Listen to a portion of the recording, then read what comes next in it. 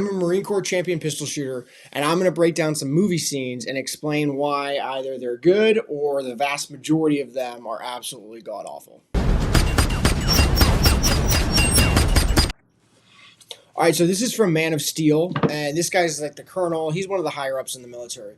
And this right here, his left hand, his support hand, not the hand pulling the trigger, the other hand right here. When you hold a pistol, you should hold it, right, thumb out of the way, and then get this part of your palm right here onto the pistol, right? Because the more you have contact with anything, the more you're going to be able to control it. Right? If you're playing tug of war and you're only using like 2 fingers to try and hold the rope, right? You don't have maximum contact on the rope. So you're not going to be able to hold it very well, right? You grab the rope as tight as you can with as much contact as you can with your hands, and then you pull. It's the same thing with a pistol. You want as much of your hands on the gun as possible because that's how you control it. This guy, his hand is super low, and this gun is going to want to recoil. You want your hands up high like this, right? And then that way, when it recoils, you have control over it. If your hands are down here, it's just going to kind of pop all over the place, and you're not going to be able to control it. So this guy in the movie is supposed to be higher up, and he's also from Law & Order. He's been doing Law & Order, like Special Victims Unit, for like 20 years. You'd think he'd know how to shoot a pistol, but apparently not. A little Walking Dead for you.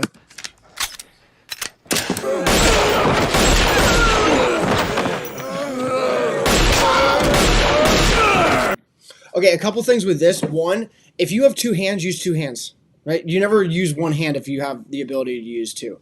Unless he's like holding somebody's hand and he's pulling someone, which he's not. Use 2 hands, you're going to be more accurate. And he also keeps bringing his pistol down, right? If you're going to use 2 hand or 1 hand or even 2 hands, right? You keep your pistol up and you move from target to target. Right, you don't bring it up and down because then it's harder. Then you have to like realign your sights and all this. So just keep your pistol up and then move it left and right.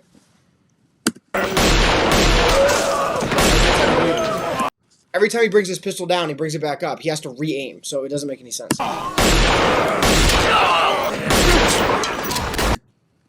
Let's see.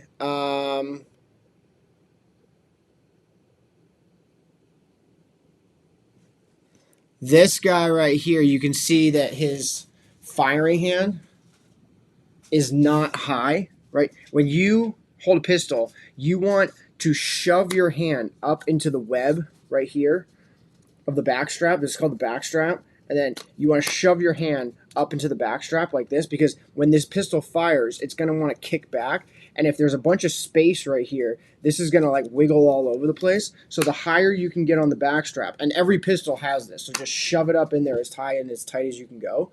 That's going to prevent it from moving around in your hand. You can see space right here, and that's going to allow this pistol to recoil more than it otherwise would be able to, and it makes it harder to take follow-up shots. All right, we got Spider-Man.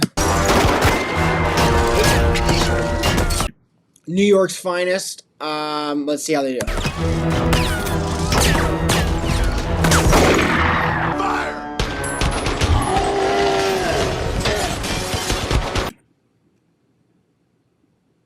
Okay, again, you're going to see this a lot in movies. I've just noticed it a lot.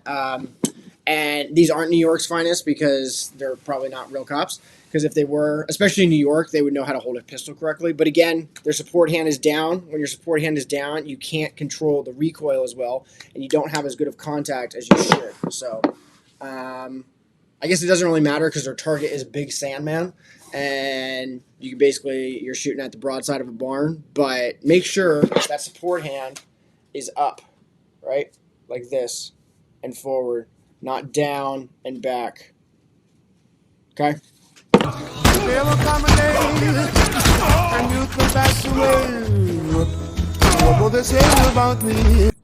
right, this was kind of interesting, but just from a strategic standpoint, if you're ever in a situation like this, right, the one place you wouldn't want to stand is in the middle of a room with like 12 or 5 connecting hallways, right? You'd want to take out the person in one hallway, go stand in that hallway, and then everyone would have to come to you. So it looks like she's holding the pistols correctly, but the last thing you'd want to do is stand in the middle of a bunch of people and then just like turn around because eventually somebody would get you. But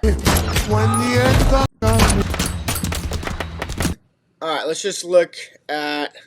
Okay, so see, all their hands are all low, right? This guy's thumb should be up here. I don't know if you can see my cursor right now, but this is the main problem, right? Everybody's hands are down, like their index finger right here should be up to the trigger guard.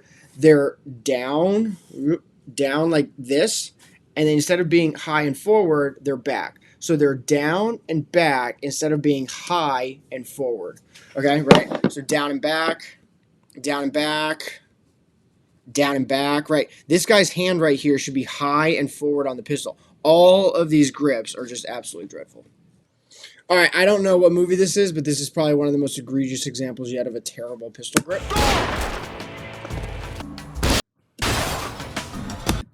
Look at this. Okay, so see all of this part of the gun right here. That's where his hand should be, right? But his hand's down here. So he's basically, all he's doing, he's holding the gun with one hand, and then he's holding his hand with his other hand, right? His hand is all the way down here.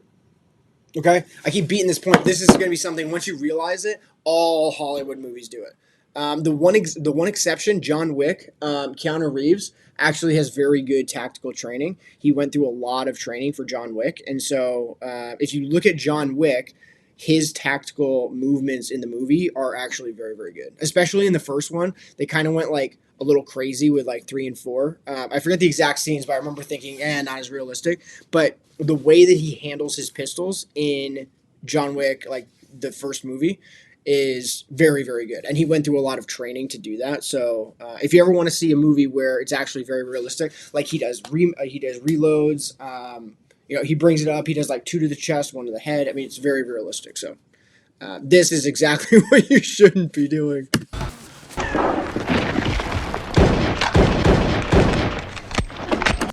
Okay, real quick. Whenever you reload, look at your gun, right? Because what you're trying to do, right, you have to reload. This is just like a laser gun. It's just a training tool. But whenever you reload, you have to get that magazine, especially in like a firefight or something, into the magwell, right? This is the magwell magazine. You have to get that magazine into the magwell as fast as possible. If I do it blind, right, I'm not going to be doing it as well, especially like behind cover. Maybe if you have to keep your eyes on something, you could probably do it by kind of muscle memory. But if you're behind cover, right, you take the 1 split second, look at your magazine well, put it in, and then look up. And it takes a split second. I mean, if you train this correctly, it's very, very quick. And you can see his eyes. He's never looking at his magazine well. He's just kind of like feeling for how to put the mag in. And see how he kind of like messes with it, and he doesn't do it correctly. It's not very clean. He's trying to find it as he goes. So if he just looked at the mag well for 2 seconds, he'd be able to like cleanly put it in and then get back in the firefight faster. All right, now this is almost different. It's rather than being like low and back, right? This is called a cup and saucer, and this is like one of the worst ones because literally you're not even really holding your hand. You're not even compressing anything. You're literally just kind of sticking the gun on the bottom of your hand. Never, ever, ever hold a gun like this. And some people, especially, they used to teach this back in like, I don't know, 60s or 70s or something like that, with like you'd see like a lot of old cops and stuff shoot like this. But if you talk to or see any like modern day, shooting specialists, Navy SEALs, high-end military teams, none of them shoot like this, and it's for a reason. It's because, can you train yourself to shoot like this decent enough? For sure. But it's just not the best way to shoot. So if you're like 60 years old and this is how you shoot, you don't have to go training, like changing everything up.